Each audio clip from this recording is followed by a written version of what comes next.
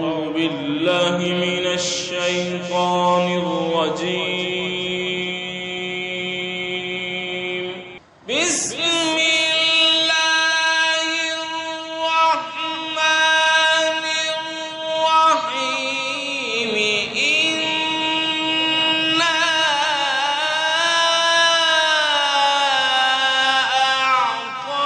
أعطيناك الكوثر فصل لربك وانحر. إن شانئك هو الأبتر. صدق الله العظيم. अक्सर जमीन शाबाद कीश्वरे हसीन शाबाद तू निशाने अज़्मे आली शान अर्ज़े पाकिस्तान मरकज़े यकीन शाबाद पाक सरज़मीन का निज़ाम कुव्वते अखुव्वते अवाम कौम मुल्क सल्तनत पाइंदा ता जिंदाबाद शाबाद मंजिले मुराद परचमे सितारा हो हिलाल रहबरे तरक्कियों कमाल तर्जुमाने माज़ी शाने हाल जाने इस्तक़बाल साये खुदाए ज़ुल-जलाल. I call this meeting in order. Bismillah Rahman Rahim. I welcome all the participants.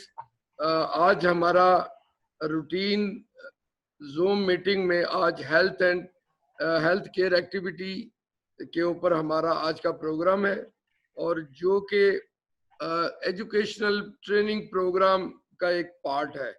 तो आज हमने हमारे अपने रोटेरियन डॉक्टर जहांगीर को यहाँ पे दावत दी है. रोटरी क्लब शादमान के प्रेसिडेंट हैं और हमें इसके लिए आज आई प्रोटेक्शन के लिए कुछ अपनी चीज़ें बताएंगे. तो इसके लिए मैं डॉक्टर अली को देता हूँ. Doctor Ali will moderate it.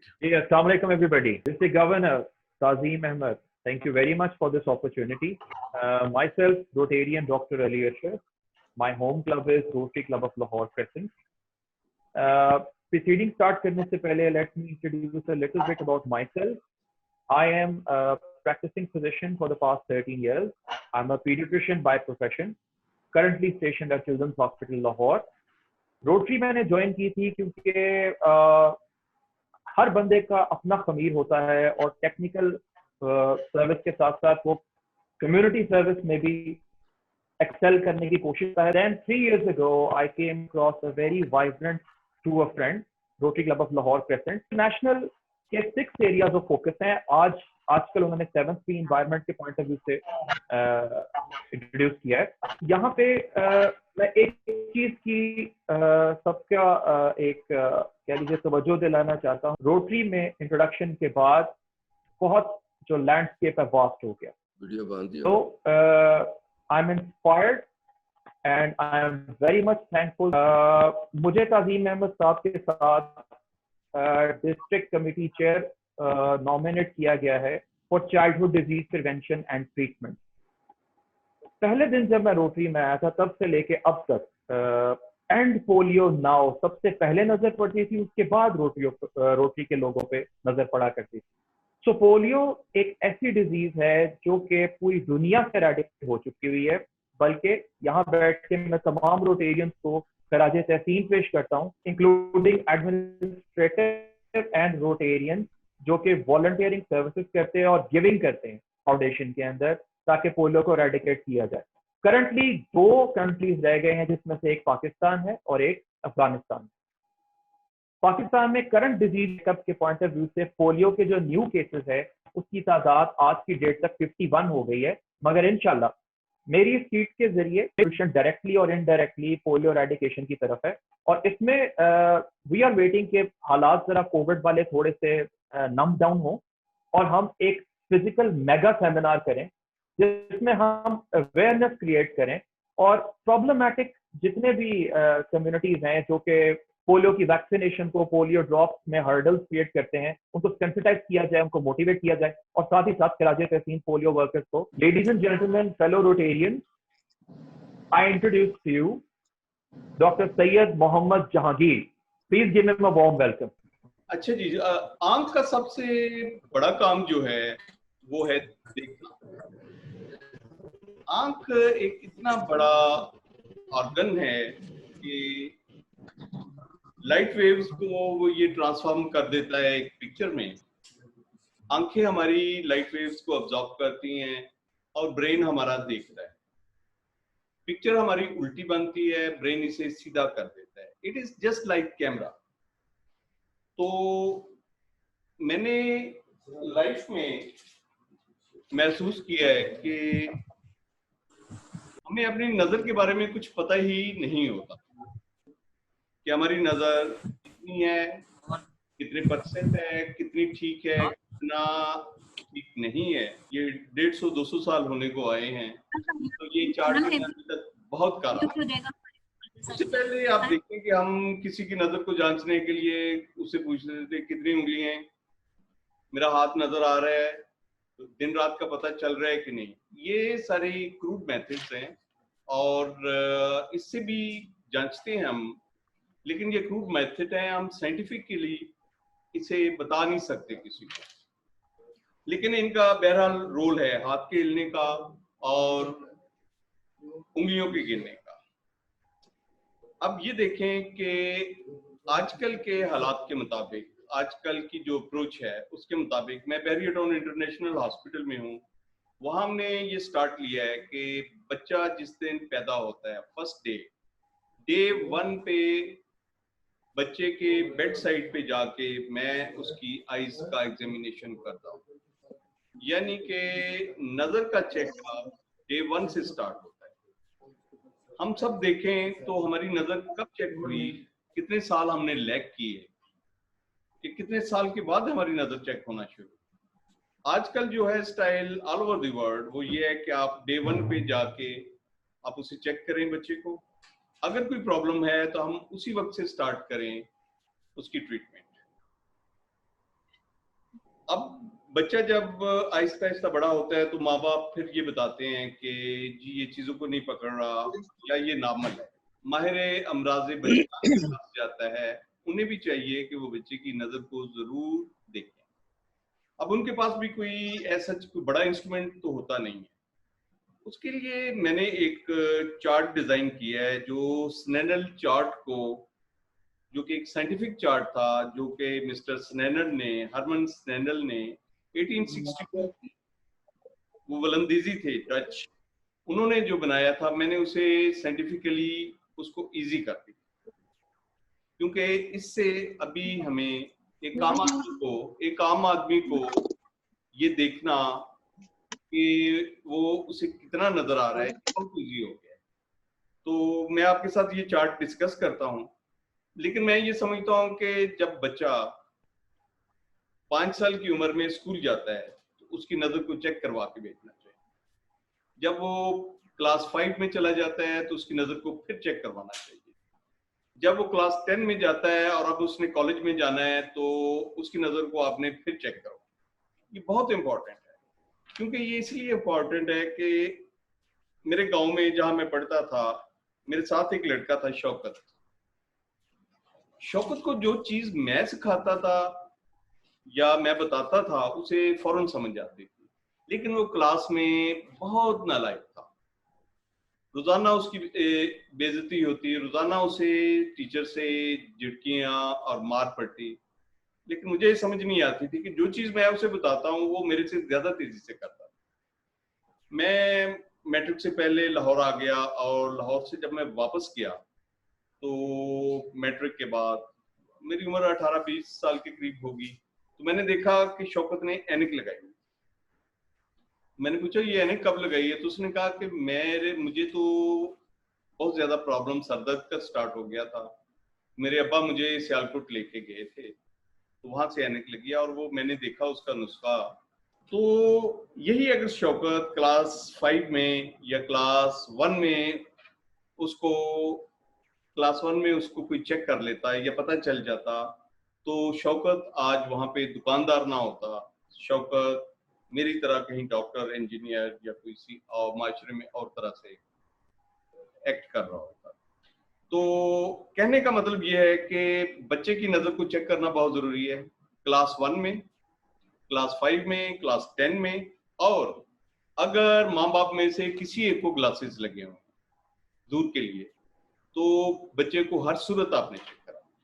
अगर एक बच्चे को ग्लासेस लग गए हैं तो आपने बाकी बच्चों को चेक करा, और अगर माँ बाप दोनों को लगे हुए हैं तो फिर तो उसका चेकअप बहुत जरूरी बनता है कि उसे चेक करवाएं कि उसकी नजर में कोई प्रॉब्लम तो नहीं है, या फैमिली में कोई ऐसी डिजीज हो जो नजर पे असरअंदाज हो रही हो, तो तब भी आपने उस बच्चे को जितनी जल्दी हो सके उस डिजीज के लिए चेक करवाना है। तो हमने स्नेलर चार्ट को बहुत इजी कर दिया है। ये एक चार्ट हमने rotary Club of Shadman Lahore की तरफ से बनाया है। अब इस चार्ट को हम रोटरी क्लब में बहुत से क्लब्स में जो है इसको इंट्रोड्यूस कराएंगे। जब ये बना था साथ ही कोरोना स्टार्ट हो गया, तो हम स्कूलों में ये नहीं दे सके, बहुत ज्यादा स्कूलों में नहीं दे सके। मैंने बहुत सी मसाजिद में ये लगा दिया है।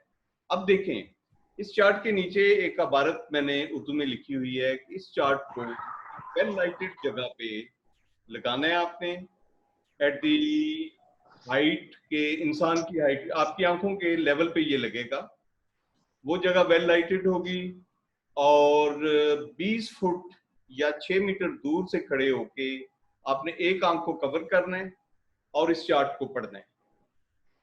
आप देखें कि पहले एक आंख को कवर करके पढ़ना है, फिर दूसरी आंख को कवर करके पढ़ना है।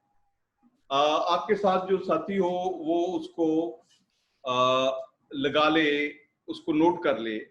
फर्ज करें 20 फुट के फासले से किसी ने सिर्फ लेटर टी पढ़ा है, तो टी का मतलब है, टी के साथ देखिए मैंने वो लिख दिया है कि ये टी इज 15%।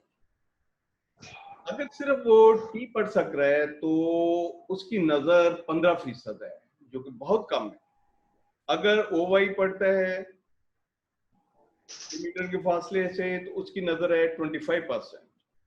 अगर एच यू वी यानी कि थर्ड लाइन पढ़ता है और उससे नीचे की लाइनें उसे नजर नहीं आ रही तो उसकी नजर 40% है।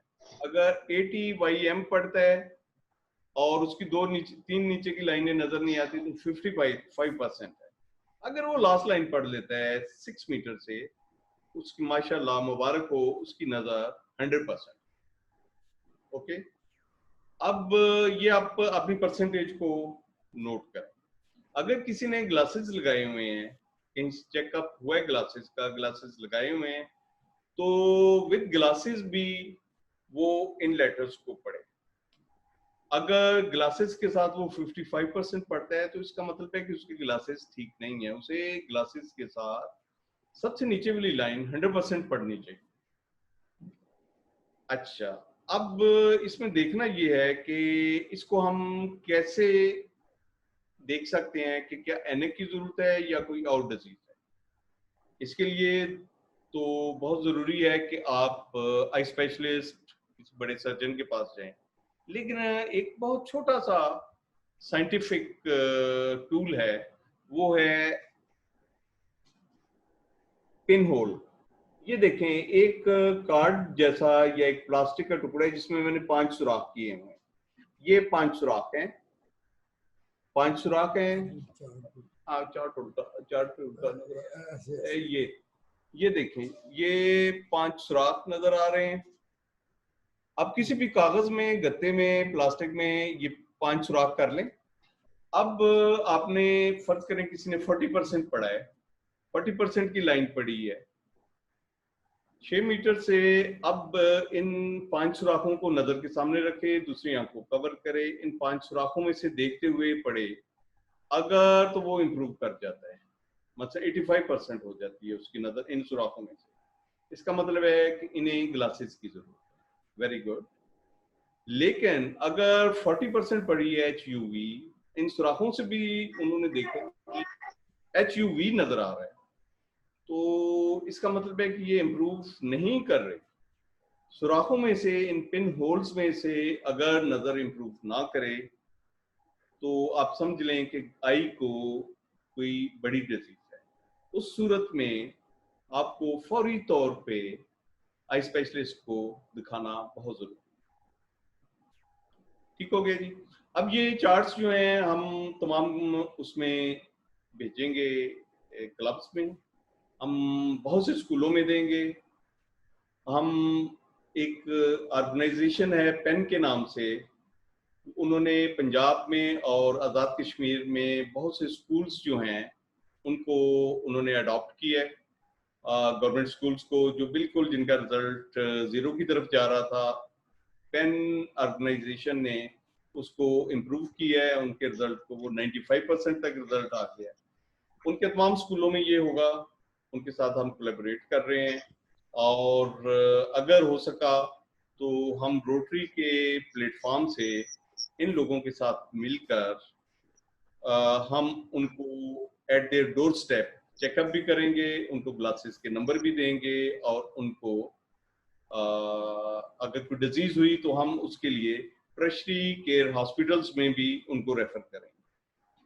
तो ये एक चार्ट है, ये चार्ट के नीचे जो हदायत हैं इनको पढ़ा जाए, जो हदायत ये हैं पिन होल की उनको पढ़ा जाए, तो कोई भी बहुत ज्यादा साइंटिफिक होने की जरूरत नहीं है। कोई भी शख्स जो है वो एक सोसाइटी में एक बड़ा रोल प्ले कर सकता है। ये चार्ट किसी मस्जिद में लगा हो और किसी एक बंदे को अगर इसके बारे में नो हो जाए तो ये कितना हेल्पफुल होगा उसके लिए कि आप किसी शख्स को बता सकते हैं कि तुम्हारी नजर इतने % है और तुम्हें डॉक्टर की जरूरत है या तुम्हें ग्लासेस की जरूरत है। तो मैं समझता हूँ कि ये एक सोसाइटी में एक बड़ा जो है मसला ऐनक के नंबरों का, उसके हल होने की तरफ हमारा पहला कदम है। अब इसमें ये है कि कुछ डिजीजेस होती हैं, मैं ये ऑल ऑफ ए सडन कई दफा आईसाइट जो है वो ड्रॉप कर जाती है at certain age, specially diabetics में। डायबिटिक्स में अगर all of a sudden drop करती है विजन, तो उसका मतलब बड़ा डेंजरस है कि ऑल ऑफ ए सडन उसने ड्रॉप किया। 2 वजह हो सकती हैं। एक वजह तो ये है कि शुगर का लेवल 500 से अब चला गया। शुगर जो है आंख के लेंस के अंदर चली गई है। अब लेंस के अंदर जब शुगर चली जाती है तो लेंस की शेप को चेंज कर देती है और विजन एकदम से ड्रॉप हो जाती है। इस सूरत में ये पिन होल जो है हमारा, ये बहुत ज्यादा इफेक्टिव है। उसकी विजन ड्रॉप हुई, पिन होल से उसने देखा, उसकी विजन इंप्रूव की। इसका मतलब है कि ये डायबिटिक जो है, इसकी अगर नजर ड्रॉप हुई है और पिन होल से वो इंप्रूव कर गई है, इसका मतलब है कि उसकी शुगर का लेवल बहुत हाई चला गया ऑल ऑफ ए सडन। अब शुगर का लेवल जब अपने लेवल पे आएगी शुगर, तो वो ऑटोमेटिकली वो ठीक हो जाएंगे। नंबर 2 ये है कि अगर एक डायबिटिक उसकी विजन ड्रॉप हो जाती है और आप पिन होल से देखते हैं, होल से देखते हैं कि इंप्रूव नहीं करती इस चार्ट पे, इसका मतलब है कि आंख के अंदर कोई ब्लीडिंग हो गई है, कोई पर्दे को डैमेज हो। तो इसमें हमने अपने शादमान क्लब का नंबर नीचे दिया हुआ है। अगर किसी को हमारी हेल्प की, टेली मेडिसिन की जरूरत हो, कुछ डिस्कस करने की जरूरत हो, तो हम डिस्कस कर सकते हैं। जी, thank you very much doctor Jahangir. It was a very elaborative और बड़ा आसान तरीके के साथ आपने स्क्रीनिंग ऑफ आईसाइट को हम सबको एक्सप्लेन किया। आई एम श्योर जो नॉन डॉक्टर्स भी बैठे होंगे उनको भी बड़ा आसानी तरीके से समझ आ गया होगा। तो ये इनकी शॉर्ट टॉक थी। एक इनोवेशन इनके क्लब ने की है थ्रू हिम, जो कि मैं समझता हूँ कि बीइंग अ टेक्निकल पर्सन बहुत ही आसान तरीके के साथ इन्होंने एक ही टूल के साथ मल्टीपल चीजों को टेकअप किया, जिसमें विजन है, इसके साथ साथ डायबिटिक रेटिनोपैथी है, जो डायबिटीज की वजह से नजर का चले जाना है या कम हो जाना है, और उसमें भी आगे फर्दर इन्होंने डिफरेंशिएशन की है। तो hats off to Rotary Club of Lahore Shadman, specially doctor Syed Mohammad Jahangir. अच्छा, यहाँ पे अगर मैं तमाम अपने रोटेरियन फेलो से पूछना चाहूंगा, किसी का कोई अगर क्वेश्चन हो तो वो हैंड रेज करे और I will put you through, और उसके बाद डॉक्टर साहब डायरेक्टली आपके सवालों का जवाब देंगे। मैं ये जी, कहना प्लीज, चाहती हूँ कि ये हमारे 2 प्रोजेक्ट्स हैं आई के, एक कॉर्निया डोनेशन का और एक आई चेक का। इन दोनों प्रोजेक्ट्स को बहुत लाइटली मत लें। ये बहुत इंपॉर्टेंट प्रोजेक्ट्स हैं for the development of our country and for saving many children from blindness. अगर सारे रोटरी क्लब जो हैं डिस्ट्रिक्ट 3272 के इसको अपना सब प्रोजेक्ट बना लें तो हम उनको एज एन एग्जांपल एक कॉर्निया फॉर्म भेज देंगे और एक ये चार्ट भेज देंगे, उसको वो खुद रिप्रोड्यूस करें और हम उन्हें तरीका बता देंगे कि वो बाकी इन जगहों पे अपने स्कूल जितने भी उनके इलाके में मस्जिदें और स्कूल हैं वहाँ ये डिस्ट्रीब्यूट करें। I think it is a small step towards a very big mission. So I think every one of you should support this project and we are there to help you. इसलिए आप इसमें हमारी मदद करें। A very thought out, very well thought out project, और मैं being a clinician समझ सकता हूँ कि जिसकी दुनिया देर हो जाए, उसके लिए अगर रे ऑफ होप हो जो कि रेक्टिफाइबल भी हो, रिप्रोड्यूसिबल भी हो और वायबल भी हो, तो उसकी दुनिया हम कैसे चेंज कर सकते हैं? अस्सलाम वालेकुम डॉक्टर साहब। वालेकुम अस्सलाम। एक तो जी डॉक्टर साहब, एक तो डॉक्टर शाहीना की जो बात है, इसमें हमारा रोटरी का प्रोजेक्ट होता है गिफ्ट ऑफ साइट, जिसमें हम आंख से मुतालिक जो भी प्रोजेक्ट होते हैं उनका हमारा एक नाम है। जैसे हार्ट डिजीज से अफेक्टेड बच्चों का गिफ्ट ऑफ लाइफ है, इस तरह आंखों का गिफ्ट ऑफ साइट है। इसमें हम लेटिन रहमतुल्लाह वालों के साथ मिलके भी बहुत से क्लब काम कर रहे हैं, लाहौर वाले। यहाँ जो मैं क्वेश्चन करना चाहती हूँ वो मेरे जात से मुतालिक है।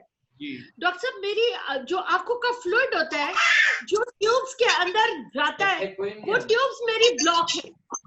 उसके लिए मैं शफा हॉस्पिटल गई, उन्होंने कहा हमारा लेजर का ऑपरेटर्स अभी आया नहीं है। तो क्या आपके पास या लाहौर में किसी के पास अवेलेबल है? ये है कि आपके टीयर्स जो हैं वो आंसू बहते रहते हैं बाहर। जी जी, इतने ज्यादा नहीं लेकिन होते हैं। आपका ड्रेनेज पाइप जो है ना वो ब्लॉक हो गया हुआ है, तो ये जो गोल्डन मेथड है ना वो ये है कि इसे ऑपरेट किया जाए, ऑपरेट करके एक न्यू बाईपास बनाया जाए, क्योंकि जो लेजर है ना वो फॉर 100% वो सक्सेसफुल नहीं है। लेजर नहीं है जी, मुझे पता चला है। हाँ जी, आप लेजर भी करवाएं, बहुत ज्यादा आपके पैसे भी लगे, एक तकलीफ भी उठाएं, और उसके बाद कुछ अरसे के बाद 2-4 हफ्तों 6 हफ्तों के बाद फिर ब्लॉक हो जाए। तो मैं समझता हूँ कि अभी वो एक्सपेरिमेंटल स्टेज में है लेजर। आप ऐसा कर सकते हैं कि हम इसे डायरेक्टली, इसका ना एक बाईपास सर्जरी होती है, तो बाईपास कर दें तो इंशाल्लाह ये ठीक हो सकता है। कोई बड़ा मसला ये सक्सेसफुल होता है पाकिस्तान में? क्योंकि मुझे सब कह रहे हैं इंग्लैंड जाओ, वहां से कराओ, पाकिस्तान में जितने पैसे आपने इंग्लैंड में देने हैं ना, जितने पाउंड देने हैं वो इधर हमें रोटरी में दे दें तो आपका कर देते, इधर ही कर देते। लेकिन फिर ये है कि सक्सेसफुल हो ना, आंख का मसला है। नहीं तो सक्सेस का जिम्मेदारी गोरा भी नहीं लेगा, आपको गारंटी नहीं देगा गोरा की 100% जनाब आप ठीक है। जितनी गोरा गारंटी आर्टिफिशियल ट्यूब्स भी सुना है ब्लॉक हो जाती है जी, ये कहते हैं आर्टिफिशियल ट्यूब्स भी ब्लॉक हो जाती है। नहीं आर्टिफिशियल ट्यूब तो डालनी नहीं है, आपकी ट्यूब जो है ना हमने एक रास्ता नहीं आपका। ओके, अच्छा जी। तो डॉक्टर साहब ये फैसिलिटी आपके पास है? जी बिल्कुल है, बहुत है। मैं तो बल्कि मेरा जो आखिरी ऑपरेशन मैंने सक्सेस अस्पताल में किया था ना, जिस दिन मैंने सक्सेस हॉस्पिटल छोड़ा है, तो वो जो आखिरी सर्जरी थी वो मेरी यही थी, एक पुलिसमैन की मैंने की थी, तो आज तक जी। ठीक है डॉक्टर साहब, फिर ईद के बाद मैं आपसे टाइम लूंगी। बहुत शुक्रिया। जो हमारा चार्ट है ना वो है पढ़े लिखे लोगों के लिए जो इंग्लिश में पढ़ लेते हैं, ठीक है, राइट। जो कम पढ़े लिखे लोग हैं उनके लिए हमने ई चार्ट, ये नजर आ रहा है ई लिखा हुआ जी, ये मैंने ई लिखा है। अब इस ई में आप जो कम पढ़ा लिखा बंदा है ना उससे आप पूछ सकते हैं, ये ई चार्ट भी हम जो कम पढ़ा लिखा बंदा है उससे हम पूछ सकते हैं कि ई का मुंह किधर है, वो कहेगा राइट साइड पे, ई का मुंह हम ऐसे कर लेंगे, उससे पूछेंगे ई का मुंह अब किधर है, वो कहेगा नीचे है। हम ऐसे कर लेंगे, ई का मुंह किधर है, वो कहेगा ऊपर है। इस तरह से जो कम पढ़े लिखे लोग हैं, जो इंग्लिश नहीं, एबीसी नहीं पढ़ सकते, उनके लिए भी हमारे पास एक टूल है कि उनकी नजर को भी साइंटिफिकली हम चेक कर लेते हैं। इसे ई चार्ट कहते हैं और ये इसी पे बेस करता है जिसपे स्नेनल चार्ट बेस करता है। That's wonderful ji. डॉक्टर साहब अभी आप जैसे नजर चेक करने की बात कर रहे थे, जी इसमें जैसे आजकल कंप्यूटराइज्ड नजर चेक हो जाती है, वो आंखों को लगाते हैं हथौड़ी हथौड़ी रख के, तो फिर नजर पता लग जाता है, कंप्यूटर पे आ जाता है कि इसकी नजर, क्या वो भी एक्यूरेट होती है? एक क्वेश्चन सर ये है, और जी दूसरा क्वेश्चन सर मेरा बच्चों के हवाले से है कि मैं जब छोटी थी, मेरी चोट लगी थी, तो मेरी बचपन में आंखें रात के वक्त टेढ़ी हो जाती थी, ठीक है, और लोग मुझे छेड़ते थे, फिर सुबह ठीक हो जाती थी। तो मेरे एक बच्चे ने ये चीज इनहेरिट की है, नजर उसकी 6/6 है, चेक करवा दी है, ज्यादा चीज पे स्ट्रेस करता है या थका हुआ होता है तो उसकी आंखें टेढ़ी हो जाती हैं, उसको मैं डांटती हूँ तो सीधी कर लेता है। अच्छा जी, अच्छा जी। आपका जो फर्स्ट क्वेश्चन है उसमें यह है कि कंप्यूटराइज, हमने उस कंप्यूटर तक पेशेंट को पहुंचाना है। तो वो कौन लोग हैं जो कंप्यूटर तक जाके कहेंगे कि हमारी नजर चेक करें? कंप्यूटर जो है वो नजर चेक करने का नहीं, नजर टेस्ट करने का एक इंस्ट्रूमेंट। सबसे पहले तो हमें पता होना चाहिए ना कि हमारी नजर कितनी कमजोर है। जब कमजोर है तो फिर हम उस पिन होल से देखेंगे कि क्या ये इम्प्रूव करती है कि नहीं। अगर इम्प्रूव कर जाए तो तब आप उस कंप्यूटर तक पहुंचे, कंप्यूटर आपकी नजर चेक करे। लेकिन कंप्यूटर 100% एक्यूरेट नजर नहीं चेक करता। कंप्यूटर जो है वो, उसमें बहुत ज्यादा वेरिएशन है।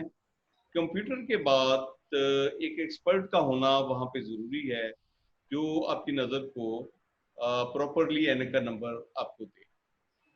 दूसरा क्वेश्चन जो है वो ये है कि आंख टेढ़ी हो जाना लेकिन नजर का 6/6 होना।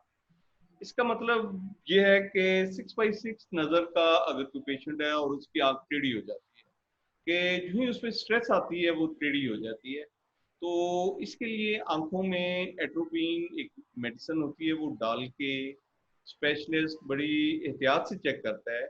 और मेरे ख्याल में और मेरे एक्सपीरियंस में ऐसे है कि ऐसे बच्चे जितने भी हैं उनकी नज़र कुछ ना कुछ कमज़ोर होती है। और वो ऐसा, जैसे आप समझें कि कमज़ोर बच्चे, एक कमज़ोर आदमी है, उसको आप कहें कि ये एक मन का वेट उठाओ। जब वो एक मन का वेट उठाता है कमज़ोर, और उसकी ताकत से वो वेट, वजन ज्यादा है, वो उठाएगा तो वो दाएं बाएं यही होगा।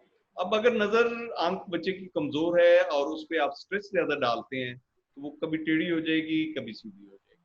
तो इसके लिए जरूरी है कि बच्चे की आंख में दवाई डाल के, मेडिसिन डाल के सोए चेक करे आई स्पेशलिस्ट कि क्या back of the mind, back of the vision कोई नजर कमजोर तो नहीं। तो ये दो चीजें हैं आपकी। अस्सलाम वालेकुम डॉक्टर साहब, आपकी बातचीत से honestly it was very inspiring.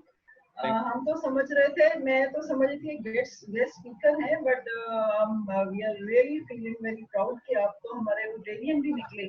मुझे तो सिर्फ यही पता था, और it's a matter of great pride for us. In fact आपकी बातें इतनी अच्छी लगी, और फिर अब एक ओनरशिप भी आ गई है, और आपके प्रोजेक्ट्स के बारे में डॉक्टर शाहीन से भी सुना, आपके बारे में भी सुना। Honestly it's a wonderful project, और बड़ी नेकी का काम आप लोग कर रहे हैं। जिस तरह स्कूल में ये चार्ट्स आप लोग, वी वुड लाइक कि आप सबको डिस्ट्रीब्यूट करें, ये तो एक बहुत जबरदस्त काम है। मैंने किसी आई स्पेशलिस्ट को इस तरह के नेक काम करते हुए आज तक नहीं देखा। और नहीं मैडम, बहुत आई स्पेशलिस्टों ने बड़े बड़े नेक काम किए, बहुत ना ना ये स्कूल, ये जो मतलब सोशली आप इस देखिए नेक तो करते हैं।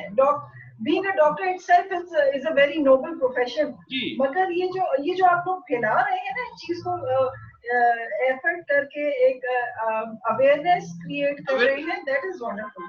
और ये रोटरी स्पिरिट को भी एड्रेस करती है बड़े अच्छे तरीके से, प्रॉपर तरीके से अवेयरनेस देना और उसे आसान जुबान में देना, ये बहुत से लोगों ने नहीं किया।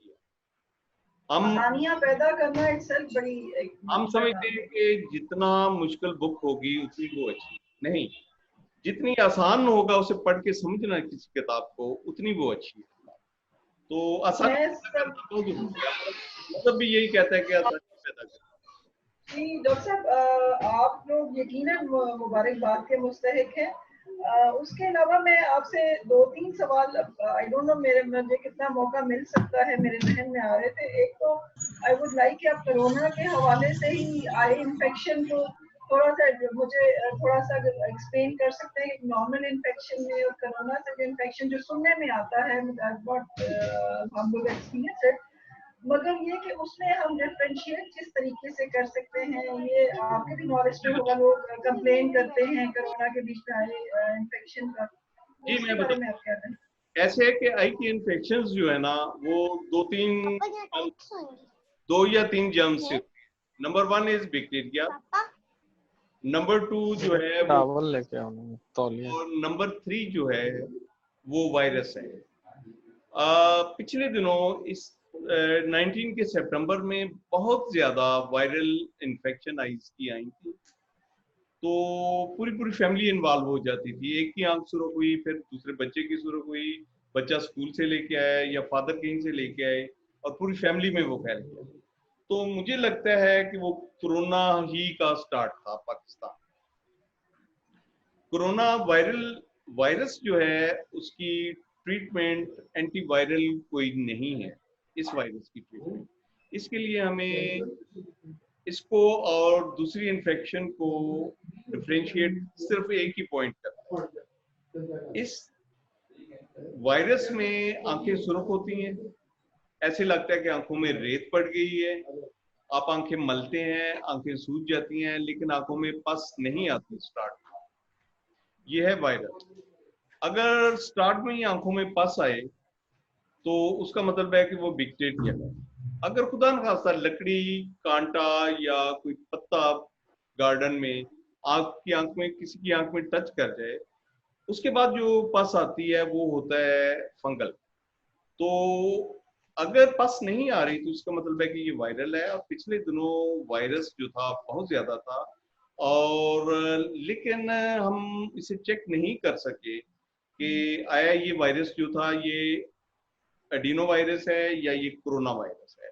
लेकिन ज्यादातर जो आंख पे असरअंदाज होता है ना वो एडिनो वायरस। तो लेकिन कोरोना के बारे में अभी पूरी तरह से अवेयरनेस नहीं है, साइंटिस्ट को भी नहीं पता कि ये किस करवट बैठेगा। तो इंशाल्लाह आने वाले वक्त में चीजें सब क्लियर हो जाएंगी। जी next we have doctor Ali Hamza. बहुत सारे लोगों ने आपसे सवाल किए। डॉक्टर साहब, अब कुछ डॉक्टर आपसे कुछ सवाल करना चाह रहे हैं। जी थैंक यू डॉक्टर अली और doctor Jahangir, it's wonderful listening to you. लेकिन मैं एक बात वाज़ेह करता चलूं, I am not a medical doctor, I am doctor of philosophy and not in the subject philosophy. Anyways, so I am as naive as anybody could be. All right, so मेरे 3 सवालात बुनियादी हैं। एक तो डॉक्टर जहांगीर ये फरमाइएगा कि data bank कोई है हमारा जिससे हम मतलब स्टैटिस्टिकल इंफॉर्मेशन के पाकिस्तान में नजर की वजह से नुकसानात और नजर के हवाले से कोई डेटा बैंक है, कोई सॉलिड ऑथेंटिक डेटा बैंक? सवाल नंबर 2 जो है वो है मिथ्स से मुतालिक। ये जो मिथ्स हैं मतलब डेफिनेटली नजर कमजोर होने के पीछे कोई जिस्मानी कमजोरी, कोई वजूहात होंगी और उन वजूहात को कई लोग मिथ्स उसके, तो वो मिथ्स क्या हैं और हाउ शुड बी और why should be avoid those myths? And the last point is screen time. हम टीवी देखते हैं, अब तो जो टेक्नोलॉजी है, टीवी हो मोबाइल हो, उसमें उन्होंने इतना अपग्रेड किया है कि जो मुज़र जो शुआएं हैं उनके असरात और नुकसानात अब कम हो गए हैं। ऐसी टेक्नोलॉजी अब डेवलप हो चुकी है स्क्रीन में भी। लेकिन फिर भी स्क्रीन टाइम के हवाले से आप क्या हदायत फरमाएंगे? डॉक्टर हमजा, नंबर 1 जो है स्टैटिस्टिक डेटा जो है वो आप समझे कि कोई ऐसा साइंटिफिक नहीं है, ना गवर्नमेंट के लेवल पे कोई किसी ने इसमें स्ट्रगल की, ना हमारे पास भी टाइम नहीं है, तो ये करना चाहिए। इसमें ये है कि स्टैटिस्टिक वाले जो लोग हैं ना वो हमारे साथ कोलैबोरेट करें तो फिर कुछ हो सकता है। मेरे को कंप्यूटर के बारे में, बाकी चीज़ों के बारे में बहुत ज़्यादा नो हाउ नहीं है, जो मैं समझता हूँ कि मेरी नो हाउ बहुत ज़्यादा होनी चाहिए। नंबर 2 ये है कि आपने कहा है कि मिथ्स जो है, मसलन ये है कि जी सौंफ खा लें, बादाम खा लें, 4 मगज खा लें। हकीम साहब ने कहा है कि रात को गिरनी धो के रखते हैं, सुबह उठ के खा लें, उसका पानी पी लें, गिरनियाँ फेंक दें। तो ये सारी पाकिस्तान, इस पे कोई भी साइंटिफिक रीजन किसी ने नहीं। होना तो ये चाहिए था कि 10 साल उम्र के 100 बच्चों को सौंफ खिलाई जाती और उसमें देखा जा, उनके आंख का मुआयना किया जाता, उनको कितने नंबर की ऐनक लगी हुई है। हर महीने 6 महीने या 1 साल के लिए हर महीने सौंफ खाने के बाद इस नज़र का मुआयना होता और फिर हम देखते कि किसी को फर्क पड़ा है कि नहीं। ऐसा कभी किसी ने नहीं किया। कम घर में बैठे हुए लोग, हकीम साहब को कम ऐसे कर लेना चाहिए था जिनकी बातों पे लोग बहुत ज्यादा बिलीव करते हैं। तो ये मिथ है, कोई चीजें खाने से कुछ नहीं होता, कोई ऐसी खाने की चीज नहीं है जो आपकी नजर को बेहतर कर दे। ठीक है जी। नंबर 2 ये है कि स्क्रीन टाइम, लेकिन एक मिथ जरूर है। एक मिथ ये है कि अगर आप अपनी आंखों से नियर वर्क बहुत ज्यादा करते हैं छोटी उम्र में, तो छोटी उम्र में जो आंख का लेंस है वो बहुत ही नाजुक है। उसको छोटी उम्र में कहते हैं ना कि बच्चे को जैसे डाल लें वैसे डाल। तो अगर जब हम नियर वर्क करते हैं, जब हम पढ़ते हैं नजदीक किसी चीज को, तो हमारी आंख का जो लेंस है आंख के अंदर कॉर्निया की बैक पे, वो लेंस जो है अपनी शेप चेंज कर जाता है। जब वो शेप चेंज करता है तो उस सूरत में स्लोली ये नंबर माइनस की तरफ बढ़ना शुरू होता है। और ये चीज हमने नोट की है हाफिजों। हफाज साहब जो हैं वो कुरान पाक को बिल्कुल नजदीक रख के मुसलसल उसको देखते हुए रहते हैं घंटों। तो हमने देखा है कि बहुत से हफाज जो हैं वो बाई द एंड के वो कुरान पाक हिफ्ज करते हैं, उन्हें -2.5 -3 का नंबर लग जाता है। इसी तरह उन हफाज के ग्रुप में आप अपने बच्चों को शामिल कर सकते हैं जो कुरान पाक तो नहीं पढ़ रहे लेकिन मोबाइल बच्चे के हाथ में हर वक्त है और वो उस पर या तो वीडियो देख रहा है या उस पर कार्टून देख रहा है। तो इसका भी इफेक्ट वही है कि बच्चे को माइनस के ग्लासेस लग जाएंगे। स्क्रीन टाइम का 2020 का जो फार्मूला है वो ये है कि आप स्क्रीन पे काम कर रहे हैं, आपने 20 मिनट के बाद 20 फुट दूर 20 सेकंड के लिए देखना है ताकि आंख का जो लेंस अपनी शेप चेंज किया हुआ था नियर विजन के लिए वो नॉर्मल शेप में आ। जब वो नॉर्मल शेप में आ जाता है अब दोबारा फिर करें। जो लोग स्क्रीन को देखते हुए यंग एज में 2020 का रूल नहीं अपनाएंगे, 2020 का रूल ये है कि आपने 20 मिनट स्क्रीन को देखने के बाद 20 फीट दूर और 20 सेकंड के लिए किसी और चीज को देख के आंखों को रिलैक्स करना है। जो ये नहीं करेगा उसकी आंखें जो है माइनस का उसे लेंस लगने का चांस है।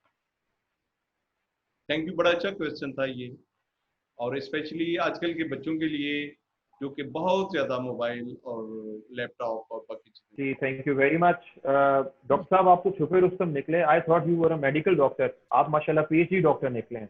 अच्छा। चलें, आज मुलाकात भी हो गई आपसे। जी नेक्स्ट वी हैव इनाम पाशा साहब। इनाम पाशा साहब is the sitting president of Rotary Club of Lahore royal. Doctor, मेरा सवाल जो है आपसे कि हम अपनी आंखों को कौन सी ऐसी खुराक खाएं जिससे हमारी आंखें बेहतर हो सके और कौन सी ऐसी एक्सरसाइज की जाए जिससे आंखें हमारी बेहतर हो सके। Thank you very much. अच्छा जी, भाई साहब खुराक तो ऐसा कोई नहीं है, आपने एक बैलेंस डाइट लेनी, आपने नींद पूरी करनी है, दोपहर को 1 घंटे के लिए सोना बहुत जरूरी है। खुराक जो है वो आप ये देख लें, लेकिन ये है कि आजकल आर्टिफिशियल टीयर्स मिलते हैं जो स्क्रीन टाइम में लोग आंखें खोल के स्क्रीन को देखते रहते हैं। होता यह है कि नॉर्मली हम 15 दफा आंख ब्लिंक करते हैं 1 मिनट में। 1 मिनट में 15 दफा ब्लिंक करते हैं। तो ब्लिंक करने से ये होता है कि हमारे टीयर्स जो है ना कॉर्निया के ऊपर से जो वेपोरेट हो जाते हैं, जो उड़ जाते हैं, वो अब जब हम आंख बंद करके दोबारा खोलते हैं तो एक क्लियर फिल्म फिर आ जाती है। लेकिन जब हम स्क्रीन यूज करते हैं तो उसमें होता ये है कि आप 15 की बजाय ना 5 दफा आंख को ब्लिंक करते हैं। इसका मतलब है कि आईज ड्राई हो जाती है। तो जिन लोगों ने कंप्यूटर पे ज्यादा काम करना होता है, उन्हें चाहिए कि द्रास में एक आई के tears, natural tear, artificial tear रख लें। काम शुरू करने से पहले एक एक दफा टीयर, एक एक कतरा दोनों आंखों में डाल लें, 5 मिनट आंख बंद रखें, काम शुरू करें, मिड वे एक दफा डाल लें, फिर जब काम खत्म हो उसके बाद एक दफा डाल लें।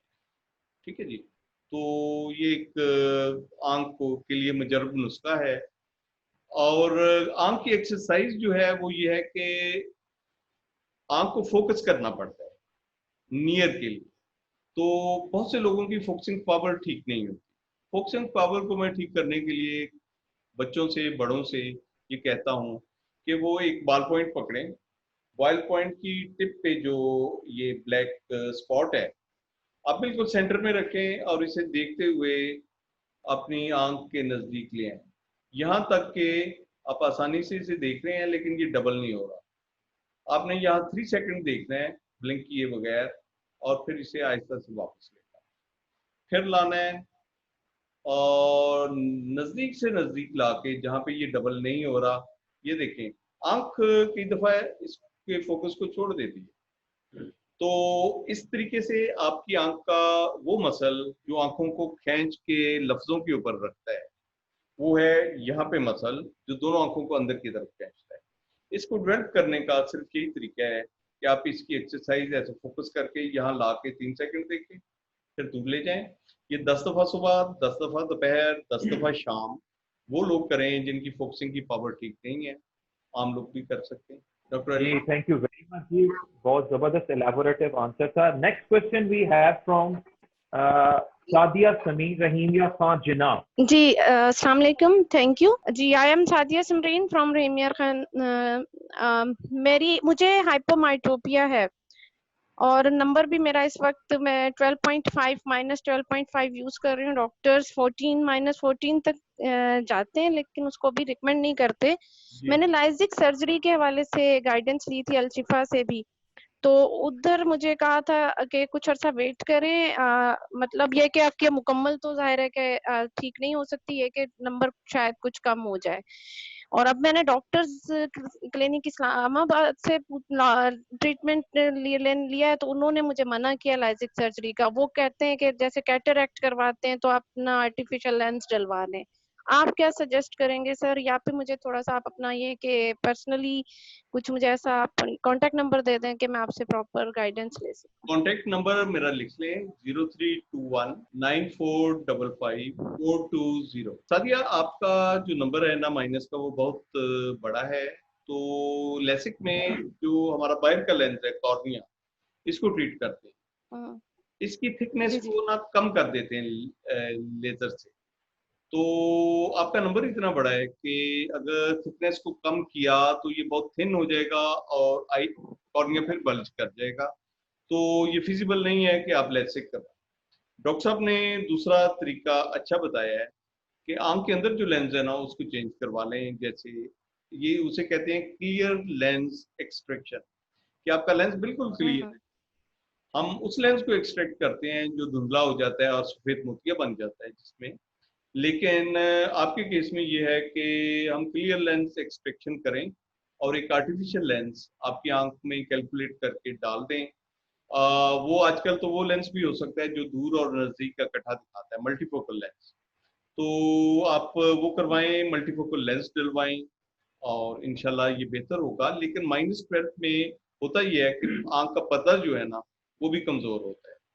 तो इसमें आंख को टच करना किसी भी सर्जरी के लिए जो है ना वो बड़ा खतरनाक होता है। पर्दा अगर कमजोर है तो पर्दा उखड़ने के चांसेस ज्यादा होते हैं, बजाय इसके कि हम कॉस्मेटिकली एनिक से घबरा के लेंस डलवाएं और किसी और मुसीबत में पड़ जाएं। तो मैंने तो आज तक बहुत लोगों ने मुझे कहा है, मेरे पेशेंट्स ने कहा है, लेकिन जब तक उनके लेंस को कोई धुंधलापन नहीं आता ना, मैं उसे चेंज नहीं करता।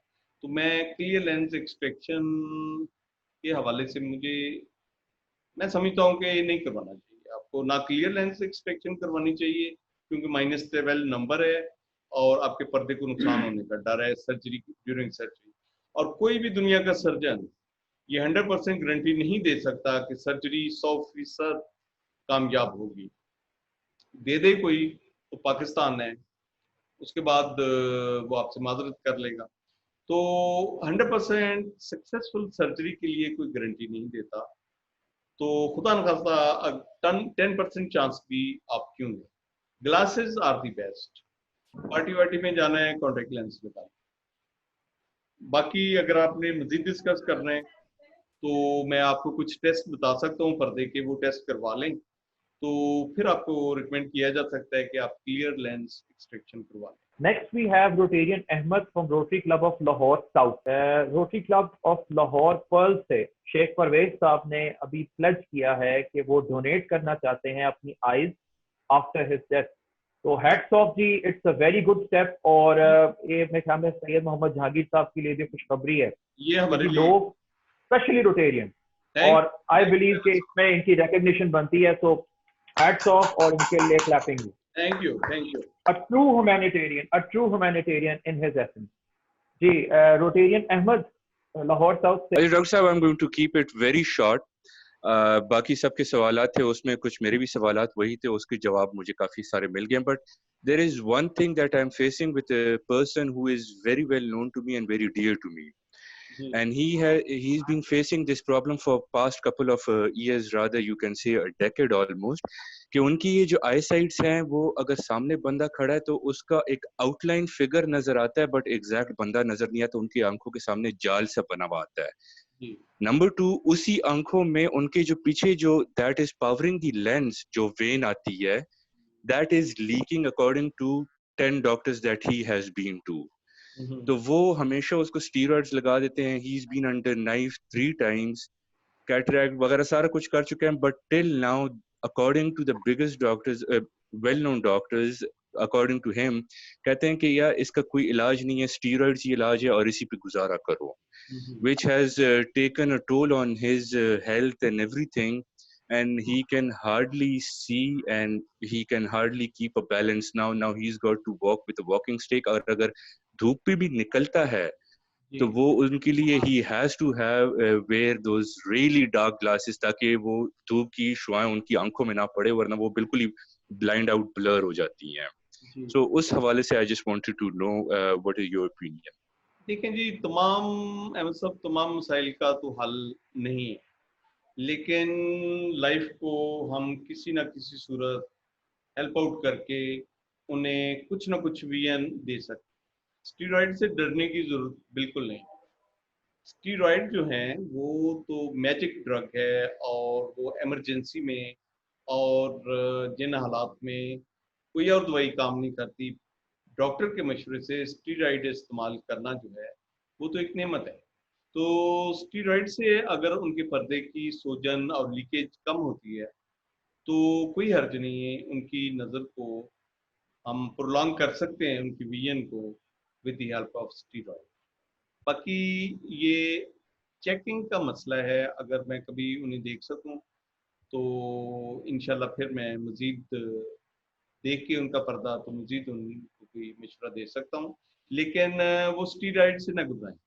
अगर डॉक्टर कहते हैं कि स्टीरॉइड इंजेक्ट करना है तो 1 घंटा, 1 दिन, 1 हफ्ता, अगर स्टीरॉइड इंजेक्ट करना है तो विद इन 1 आवर अगर आपने इंजेक्ट कर दिया है तो रिजल्ट क्या होगा, बेहतर होगा। 1 दिन के बाद अगर आप करेंगे, मरीज ने एक बात बहस में डाल दी, तमाम लोगों ने उस पर, घर वालों ने अपना अपना व्यूज दिए और उसने 1 हफ्ते के बाद वो इंजेक्शन कराया। ये तीनों सूरतों में रिजल्ट जो है ना उसका आप देख लें कि अगर डॉक्टर कहते हैं तो उन्हें बिना चुनो चरा स्टीरॉइड यूज करने में उन्हें कोई हर्ज नहीं होना चाहिए। एक डॉक्टर को रखें ताकि वो डॉक्टर उनकी बीमारी को समझे और उन्हें ऑप्ट करे पेशेंट को, और उसके लिए वो डॉक्टर हेल्पफुल हो। एक जगह से दूसरी जगह दिखाना जो है ना, उसमें इस लेवल के पेशेंट जो है ना, वो की दफा उनको ज्यादा फायदा नहीं है। तो अगर कभी मैं उन्हें देख सका तो मैं देखूंगा और फिर मैं आपको मशवरा दे सकूंगा। लेकिन जिन डॉक्टर साहब को दिखाते हैं, जो उन्हें इंजेक्ट करते हैं स्टीरॉइड, ये उन्हीं के साथ स्टिक है। जी, thank you for your question Ahmed. I hope आपको आंसर मिल गया होगा कि वे फॉरवर्ड क्या है। और बीइंग अ क्लिनिशियन मैं आपको रीइंफोर्स करूंगा कि असेसमेंट जो है वो बहुत जरूरी है, और डेफिनेटली आप डॉक्टर साहब से लेज ऑन करके इनके पास जाइएगा, क्योंकि ऑन ग्राउंड जो चेकअप के बाद एनालिसिस होता है वो बैठ के नहीं हो सकता। तो डेफिनेटली उनको गाइड कीजिए, अगर कोई हल हुआ तो डेफिनेटली निकलेगा। जी, नेक्स्ट, चूंकि रोटेरियन महदुल के पास कुछ क्वेश्चंस थे, तो since there are no more hands, तो Rotarian Mahdul, can you hear me? आप अपना एक आधा क्वेश्चन आपका रह गया था गालिबन, वो आप दोबारा पूछ सकती हैं डॉक्टर साहब से। जी please. Thank you very much, Dr. Ali, for giving me another chance. Doctor साहब, आपसे सवाल है, जाहिर है डॉक्टर साहब ने आई स्पेशलिस्ट है, दूसरा सारे सवाल करने। मैं आपसे क्विकली इकट्ठे 2 सवाल करना चाहती हूँ, या शायद 3। एक तो ये बताइएगा कि आपकी जो आई साइट है, इसका एज के साथ कितना ताल्लुक है, क्योंकि कभी कभी गलत वक्त पे भी आई साइट वीक हो जाती है, जो कि पॉपुलर है कि 40 के बाद। इसका बताइएगा। दूसरा मेरा सवाल ये है कि इनफैक्ट मैं 35 इयर्स की जब थी तो मेरी आई साइट वीक हो गई थी और समझ नहीं आ रहा था, पता ही नहीं था। अवेयरनेस इसलिए इम्पोर्टेंट होती है कि पता नहीं था कि हो क्या रहा है, क्योंकि कुछ आई साइट का कब वीक होती है, कैसे वीक होती है। मुझे लगता था मेरी आंखें, पता नहीं मैं ब्लाइंड हो रही हूँ, मुझे दूर करना पड़ता है, समझ नहीं आ रही। सेकेंड क्वेश्चन जो है वो ये कि एक तो एज का ताल्लुक बताइए, दूसरा बीपी का ताल्लुक बताएं, ब्लड प्रेशर का। क्योंकि कई दफा आंख में आपको पता होगा अचानक बगैर किसी वजह के, मैंने कुछ लोगों को, मेरी मदर के साथ ऐसे हुआ, एक दफा मेरे साथ भी हुआ, मैंने और लोगों को देखे कि वो आंख पूरी ब्लीड कर रही होती है और पेशेंट, उसको, मरीज को पता ही नहीं होता कि उसकी आंख में क्या चल रहा है, बिल्कुल रेड। आप मतलब आप समझ रहे हैं मेरी बात? तो बिल्कुल रेड हो जाती है, पता नहीं क्या वो कौन सी वो वेन्स बर्स्ट हो जाती है या क्या, उसका क्या ताल्लुक है, ये मुझे काइंडली बताइए। कि ब्लड प्रेशर का भी मेरे ख्याल में आई साइट के साथ काफी लेना देना है, मुझे ऐसा लगता है। तीसरा मेरा एक छोटा सा सवाल ये है कि मुझे बताएं कि क्या कोई तरीका है नजात हासिल करने का? ये बहुत बड़ा अजाब है एनके लगाना और वो करना, और हर वक्त मतलब जिनकी बहुत ज्यादा वीकनेस है उसको किस तरह से रोक सकते हैं, या किस तरह से लेंसेज का इस्तेमाल करना कितना अच्छा है, कॉन्टेक्ट लेंसेज की बात करें या ग्लासेस पे ही रहें या क्या करें? ये मेरे 3 सवाल हैं। मैं आपके तीसरे सवाल का पहले जवाब देता हूँ। तीसरे सवाल का जवाब ये है कि हमारे गांव में जब भी कोई शख्स ऐनक लगा लेता है ना, तो लोग समझते हैं कि ये बस ये जिंदगी से गया। हालांकि ऐनक आपकी सबसे बड़ी साथी, और ऐनक जो है ये मुसलमानों की इजाद है। ये स्पेन में जब मुसलमानों की हुकूमत थी तो मुसलमानों ने यूरोप को ऐनक दी। इन टाइम ऐनक ना लगा के हमने अपनी एजुकेशन, अपनी विजडम को बर्बाद कर दिया। होता यह है कि जब हम फर्ज करें मैं 5 साल का हूँ, मेरी नज़र चेक हुई, मेरी नज़र ठीक है, 15 साल की उम्र में भी ठीक थी, लेकिन होता यह है कि बाय द एज 40 आपकी नज़दीक की नज़र जो है ना वो कमज़ोर हो जाती है। 40 पे नज़दीक की नज़र, जिनकी नज़र दूर की नज़र 100% होती है, उनकी 40 की एज में नज़र कमज़ोर होना शुरू हो जाती है पढ़ाई के लिए। वो पढ़ाई के लिए उनको ऐनक लगाना ज़रूरी होता है। एक तो उसे बेचारे को पता नहीं चलता 40 पे कि क्या हो रहा है उसके साथ। होता ये है कि जब 40 पे वो बुक रीडिंग या अपना ऑफिस वर्क स्टार्ट करता है तो उसे ये लगता है कि यार मैं बुढ़ा हो गया, मेरे से काम नहीं हो रहा। 15 मिनट के बाद उसकी नज़र थक जाती है और वो बोर होके अपनी चीज़ें छोड़ के खड़ा हो जाता है। 40 साल की उम्र जो है ना, ये एक बड़ा नाजुक मोड़ है इंसान की लाइफ का। इसमें आपकी आंख में नजदीकी नजर कमजोर होती है, आपको हर सूरत ऐनक लगानी, हर सूरत।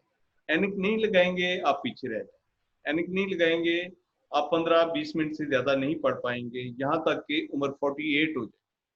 48 में तो आपको, किसी को 48 की एज में ऐनक ना लगाई हो उसे कुछ पता नहीं चलता मजबूरन उसे ऐनक लगानी पड़ती है। ये 8 साल अपनी जिंदगी के प्राइम टाइम जो है ना वो ज़ाया कर चुका होता है। तो अपना टाइम, कौम का टाइम ज़ाया ना करें। 40 की एज में अगर आपको ऐनक की जरूरत पड़ती है तो ऐनक जरूर लगाएं नियर पे। नंबर 2, 40 की एज में आंखों का प्रेशर, जिसे हम काला मोतिया कहते हैं, काला मोतिया जो है आंख के अंदर बढ़े हुए प्रेशर को काला मोतिया कहते हैं। वो प्रेशर बड़ा हो तो आंखें हल्की हल्की दर्द भी करती रहती हैं, आंखें सुर्ख भी रहती हैं और थकावट भी रहती है, सर का दर्द, कंधों का दर्द, पेशेंट को समझ नहीं आ रही होती कि उसके साथ क्या हो रहा है। 40 की एज में, 40 के बाद हर साल आई स्पेशलिस्ट आपकी आंखों का प्रेशर चेक करे, आपकी आंख के अंदर झांक के देखे कि आपकी ऑप्टिक नर्व जो है, जो अहमद साहब ने अपनी उसका जिक्र किया था, डॉक्टर हमजा ने जिक्र किया था, तो ऑप्टिक नर्व को देखा जाए कि उसे काले मोतिये ने डैमेज तो नहीं कर रहा। तो नंबर 3, ब्लड प्रेशर का ताल्लुक जो है ना, एज सच ब्लड प्रेशर से रेटिनोपैथी होती है, पर्दा खराब होता है, लेकिन उतना पर्दा खराब ब्लड प्रेशर से नहीं होता जितना शुगर से होता है। तो मैं समझता हूँ कि ब्लड प्रेशर की बहुत ज़्यादा एज कम्पेयर टू शुगर कोई ज़्यादा इफेक्ट आंख पे नहीं है। तो असल बात यह है कि आपने हर साल आपकी आंख का एग्जामिनेशन होना चाहिए, specially at the age of 40। At the age of 40 जिसकी नज़र 100% है, उसे ऐनक लगेगी पढ़ने के लिए, वो ऐनक जरूर लगाए ताकि वो अपना काम प्रॉपर करे, अपनी आंख का प्रेशर चेक कराए, अपनी आंख का पर्दा चेक कराए कि उसके ऊपर कोई शुगर, ब्लड प्रेशर के कोई असरात तो नहीं। उसमें ये देखें कि ब्लीडिंग या कोई आपको चीज़ें उड़ती हुई नजर आती हैं ना, तो उसके लिए आपके पर्दे को चेक करना बहुत ज़रूरी है। और अगर कभी ब्लीडिंग जो है बाहर आंखें सुर्ख हो जाती हैं, तो इसमें मुझे लगता है कि इस आंख का प्रेशर बढ़ा हुआ है, खुदा न खास्ता ये काले मोतिये की तरफ ना हो, तो इसको चेक करना बहुत ज़रूरी है। इससे ब्लीडिंग नहीं कहें, आपको कहीं शॉर्ट हो जाती हैं आईज, शॉर्ट रेड हो जाती है। ब्लीडिंग तो है कि आंख के अंदर खुदा न खास्ता ब्लड आ जाता है। तो आंख के अंदर ब्लड की बात ही करें doctor Jahangir, Madhur, Dr. Jahangir, let's move to the, sorry to interrupt, let's move to the next question please, because Dr. Saab, I hope, Dr. Jahangir, I hope आप tired नहीं हुए होंगे, because a couple of more Rotarians हमारे पास हैं और वो आपसे पूछना चाह रहे हैं, आपके इल्म से फायदा लेना चाह रहे हैं। Sure. Next we have local तो questions बाकी काफी लोगों ने किए हैं, मगर now we have straight from Atlanta. Khalid Parvez Kamboh साहब बैठे हुए हैं यहाँ पे, प्लीज इनका माइक अनम्यूट कर दीजिएगा, ये कुछ क्वेश्चन आपसे पूछना चाह रहे हैं। और जब तक इनका माइक अनम्यूट होता है, डॉक्टर साहब मैं आपको बताना चाह रहा हूँ कि हमारे 44 के करीब पार्टिसिपेंट्स हैं, जिनमें से 40 को ऑलरेडी ऐनक लगी हुई है। वो आपके लेसन से इतने इंस्पायर्ड है कि पहले से ही ऐनक लगी। अब जो आप बाकी के हैं वो भी लगवा लेंगे इफ दे नीड टू। जी खालिद साहब। डॉक्टर अली, आजकल के जमाने की जो ऐनक है ना, वो है प्रोग्रेसिव ऐनक में कट का निशान नहीं होता, टॉप पे दूर का नंबर होता है, ग्रेजुअली नंबर चेंज होता है, तो आप नियर भी देखते हैं, इंटरमीडिएट भी देखते हैं। जो लोग प्रोग्रेसिव ग्लासेस नहीं लगा सकते या नहीं लगाते, उनके लिए लैपटॉप पे, कंप्यूटर पे, मोबाइल पे काम करना बहुत मुश्किल है। तो मैं ये कहूँगा कि 40 के बाद जिन लोगों ने ग्लासेस लगाए हुए हैं, वो ग्लासेस को प्रोग्रेसिव करें, बी प्रोग्रेसिव, ताकि आप फायदा। We will take that. जी खालिद साहब, your question please. जी अस्सलाम वालेकुम। वालेकुम अस्सलाम। Thank you doctor Ali, doctor Jahangir साहब और दूसरे दोस्त साहब। Actually I am not a Rotarian, but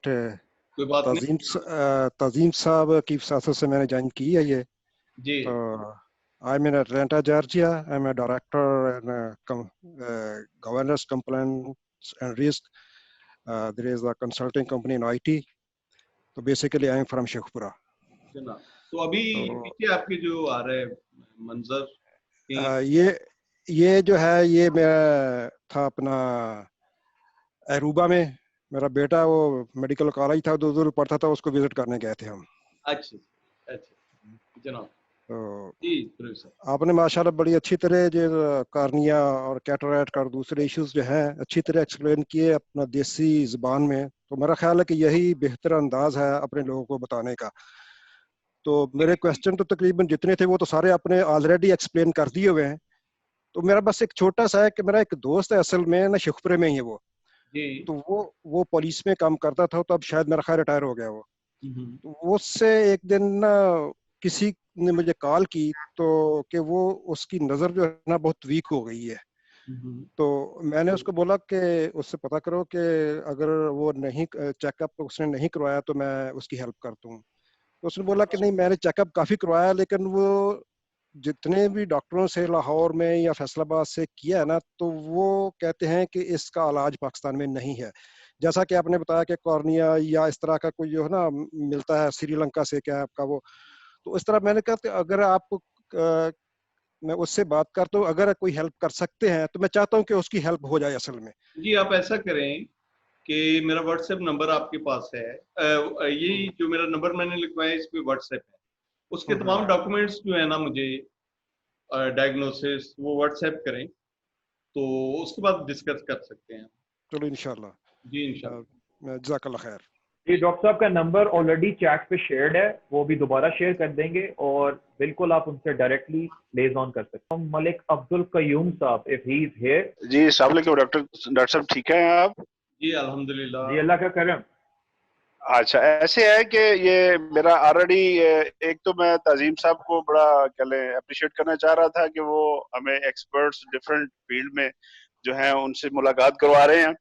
तो मैं खुद चूंकि इसी टेस्ट का बंदा हूँ और लकीली मैं Faisalabad chamber of commerce industry में मुझे यहाँ पे एक ऑनर मिली है कि वहाँ पे मैं जनरल सेक्रेटरी हूँ और रोटेरियन हूँ माशाल्लाह। तो मैं भी वहाँ पे इस तरह के जो प्रोग्राम है वो शुरू करवा चुका हूँ।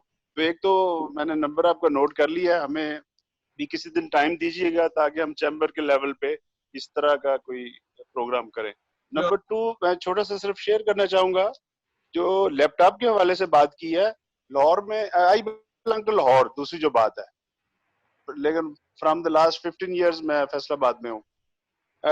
डॉक्टर जलीलुद्दौला थे लाहौर में एक, पता नहीं अभी वो याद है कि नहीं, आज से कोई 25 साल पहले मैं उन्हें मिला, उन्हें चेक करवाया, मुझे बड़ा प्रॉब्लम था, मेरा नंबर कोई उस वक्त था +4। तो उन्होंने मुझे गाइड किया, क्योंकि एक डॉक्टर साहब के पास गया तो उन्होंने मुझे बिल्कुल फ्रैंकली कह दिया कि यार तू पढ़ना छोड़ दे। उस वक्त मैं FSC कर रहा था। उन्होंने कहा पढ़ना छोड़ दे यार, तू पढ़ नहीं सकता, मतलब कि बड़ा तुम स्ट्रेस रहता, नंबर बहुत ज्यादा। उस वक्त जदीद टेक्नोलॉजी नहीं थी ना।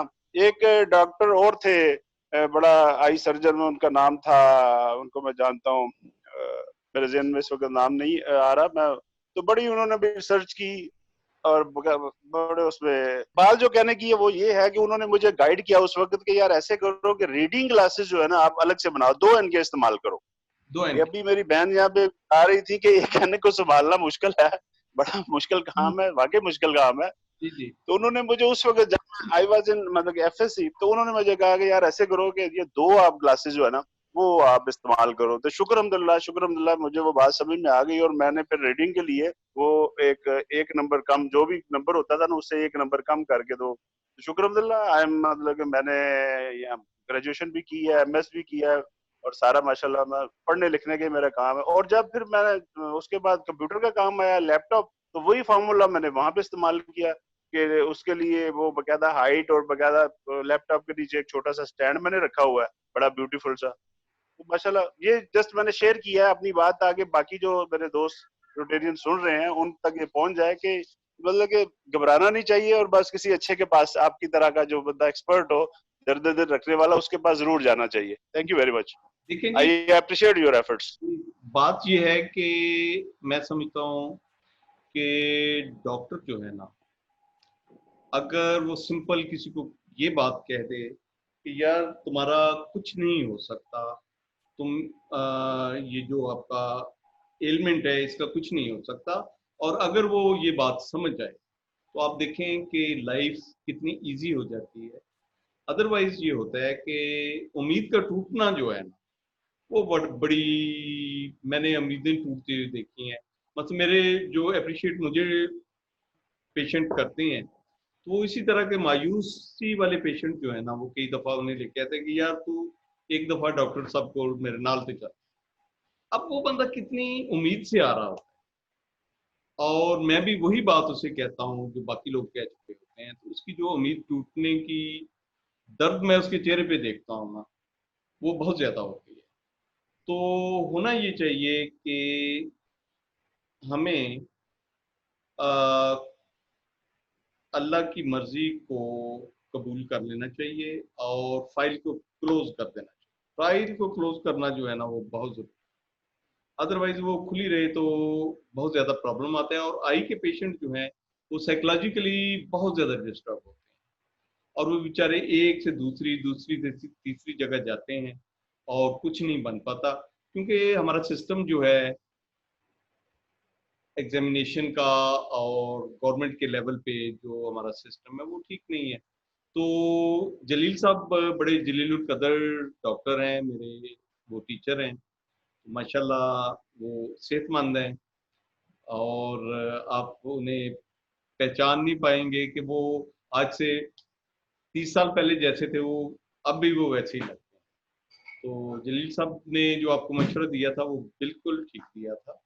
तो ये होता है कि कभी किसी 1000 में से एक बंदे को इस तरह का मशवरा, लेकिन 999 लोगों को ये मशवरा है कि वो अपने क्लासेस जो हैं वो अगर उन्होंने मॉडर्न एज में काम करना है तो वो प्रोग्रेसिव में अपने आप को लेके आए। Thank you.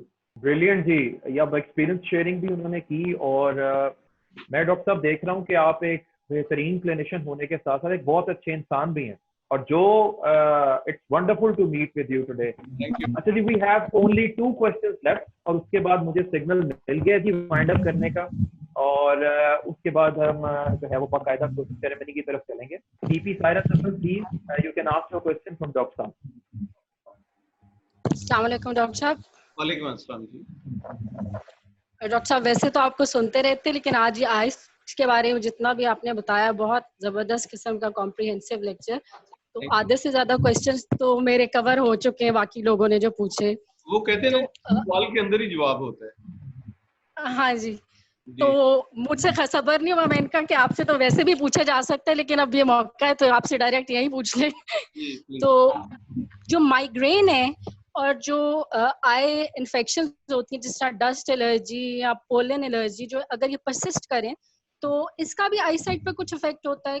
क्योंकि हम लोगों का तो वैसे भी काम जो है वो कंप्यूटर का बहुत ज्यादा है और इन एडिशन ये जो माइग्रेन बहुत ज्यादा इंक्रीज कर जाती है तो उससे जो है वो साइट्स पर आपके इफेक्ट होता है ज्यादा, या वो कोई ड्रॉप्स वगैरह से ही आप उसको कर सकते हैं ओवरकम? देखिए जो एलर्जी है ना ये अगर परसिस्ट करती है एलर्जी तो ये पोलन एलर्जी अक्सर बच्चों में होती है।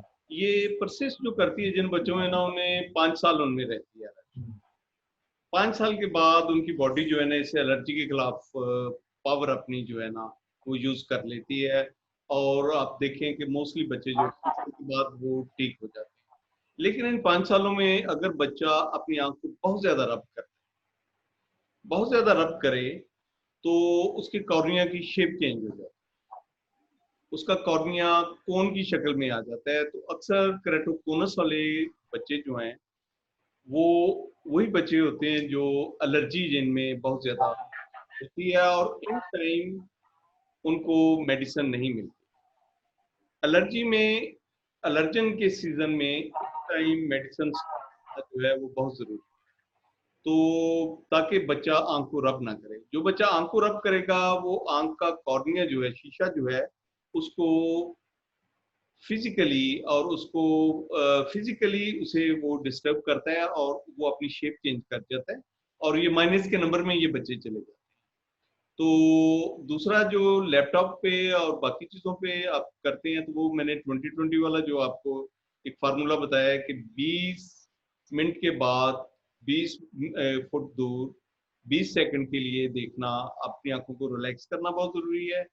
और आई में क्योंकि ड्राई हो जाती हैं लैपटॉप पे काम करने से, स्क्रीन को देखने से, क्योंकि ब्लिंक कम करते हैं, उस सूरत में आर्टिफिशियल टीयर्स का यूज करना बहुत जरूरी है। थैंक यू जी डॉक्टर साहब, थैंक यू वेरी मच जी। Next we have sitting president of Rotary Club of Lahore South, doctor colonel Hammad. Please इनका माइक अनम्यूट कर दीजिएगा और डॉक्टर साहब आप अपना क्वेश्चन पूछ सकते हैं। जी अस्सलाम वालेकुम डॉक्टर साहब। वालेकुम अस्सलाम डॉक्टर।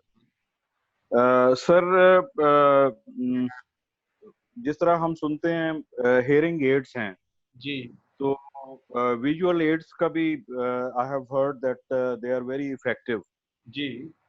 उसमें सर काइंडली कोई गाइड कीजिए कि जो पार्शियल ब्लाइंडनेस हो जाती है उसमें ये विजुअल एड्स कितना हेल्प कर पाती हैं सर? विजुअल एड जो है वो लाहौर में can we have this facility in Lahore? नहीं, विजुअल एड जो है सर वो एक तो विजुअल एड जो है ना वो नियर विजन के लिए, ताकि ये जो डिस्टर्ब विजन है ये बच्चे या बड़े पढ़ लिख सकें। तो एक तो विजुअल एड है नियर विजन।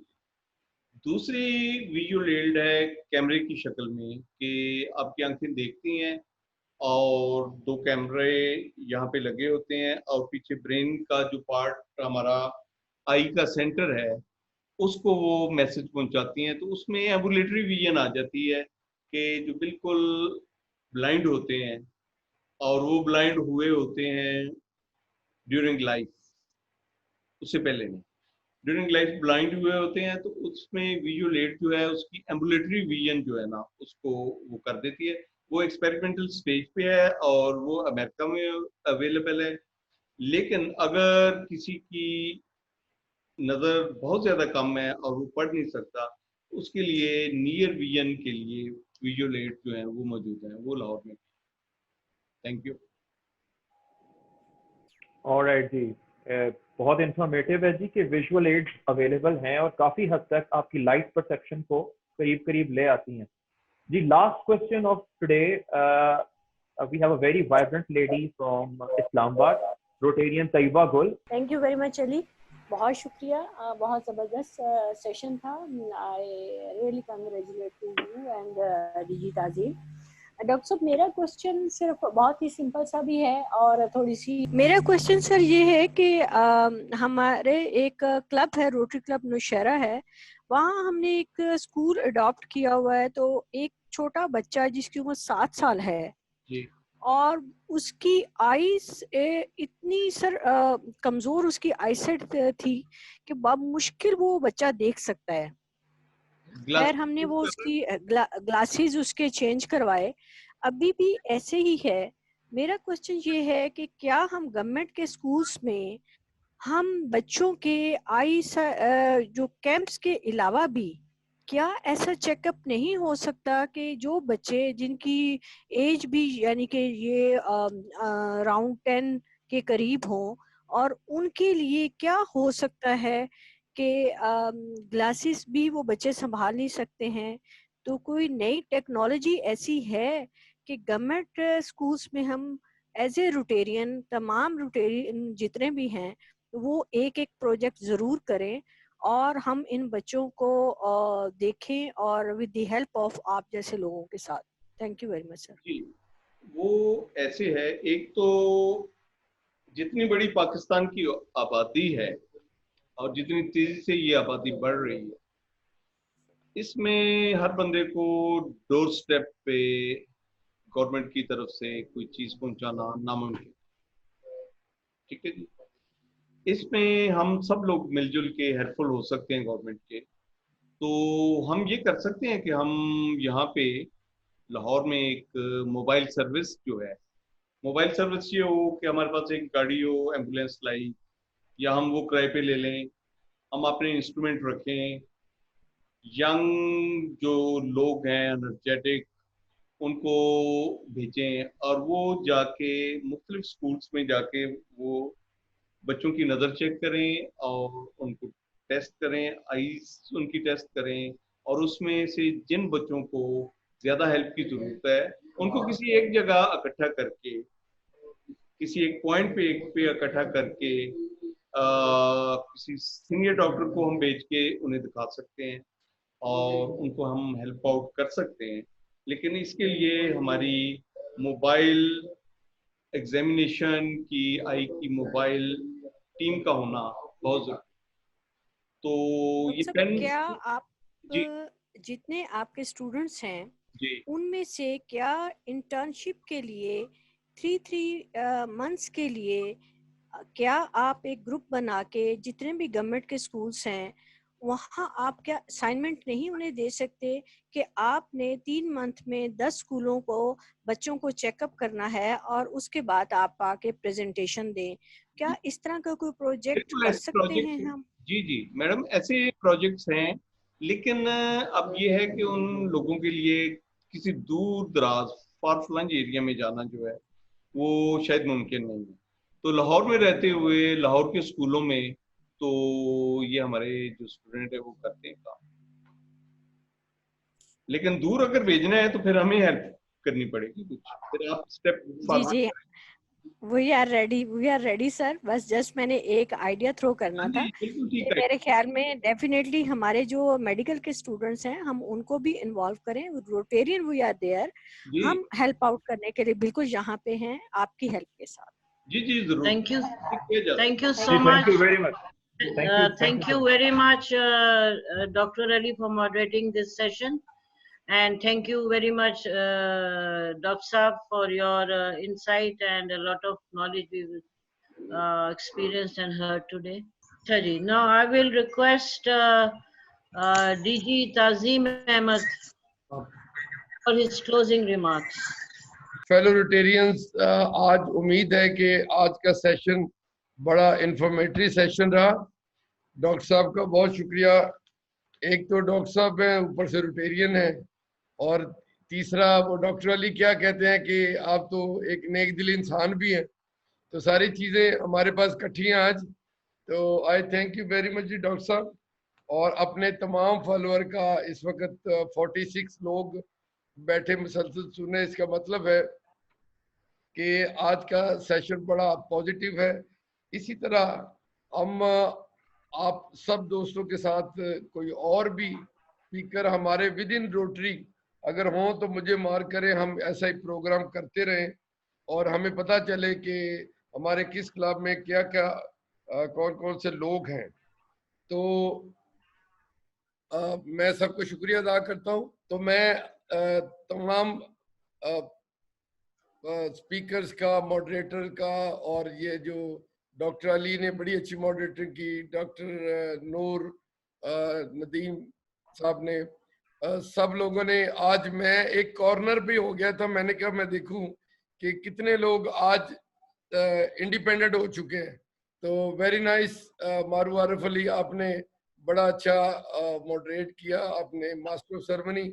तो तमाम दोस्तों का फैसलाबाद से मुझे काफी चेहरे नजर आ रहे हैं, आप सब लोगों का बहुत शुक्रिया। इसी तरह अगले प्रोग्राम पे मिलेंगे। और अब मैं इसको क्लोज करता हूँ। Vote of thanks. Thank you so much. I think vote of thanks आपने दे दिया बहुत अच्छी तरह, मुझे कुछ कहने की जरूरत नहीं। लेकिन I would like to thank our guest tonight, Dr. Syed Jahangir. Thank you very much for taking out this time, and you have brought a lot of answered a lot of questions of people who would have paid you a lot if they had come to see you. Anyway, free advice, and now that you are a Rotarian, I'm sure many of us will be seeing you. I don't know if we pay or we don't.